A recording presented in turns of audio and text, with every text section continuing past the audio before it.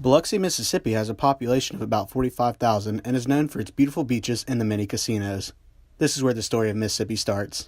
Biloxi was first settled in 1699, and it was settled by a French explorer named Pierre Le Moyne d'Iberville. And what they were looking for was a controlling point of the mouth of the Mississippi River. Fort Maurepas was built by the French on Ship Island. The island was occupied by 80 men to help further the exploration of the coast, but the conditions were unfavorable, and by 1701 the French had to relocate. In 1861, Mississippi seceded from the U.S. and the Civil War had begun.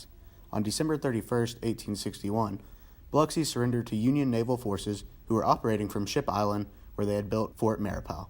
Up until the Civil Rights Movement, the beaches were white only in Biloxi. African Americans began to protest that everyone should be allowed to use these public beaches. I'm standing here where the Biloxi wade-ins occurred in the late 1950s, early 1960s. Because of these protests, anybody of any race can now be on these public beaches. Rip Daniels, who grew up in Biloxi during the wade-ins, was just a young boy when the wade-ins occurred, but he remembers it just like it was yesterday. When I grew up, obviously we were in the middle of Jim Crow, and but I didn't know it as a boy per se until the wade-in. The Biloxi wade-ins were led by Dr. Gilbert R. Mason, who actually only lived a few minutes away from Daniels' childhood home. Mason's goal was to desegregate the beaches. African Americans would get arrested on charges of trespassing whenever they went to the beach. This is what caused Mason and others to protest. Throughout the 1960s, tourism grew, but in 2005, Katrina left the coast devastated and killed 126 people.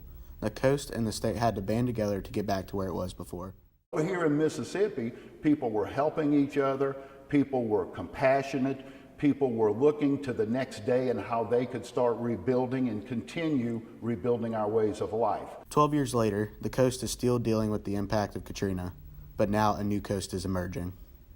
Yes, we have casino gaming, but we have deep sea fishing, we have freshwater fishing, we have 24 championship golf courses, we have great seafood restaurants, the 300 years of history and the historic sites around our city, and the friendly people.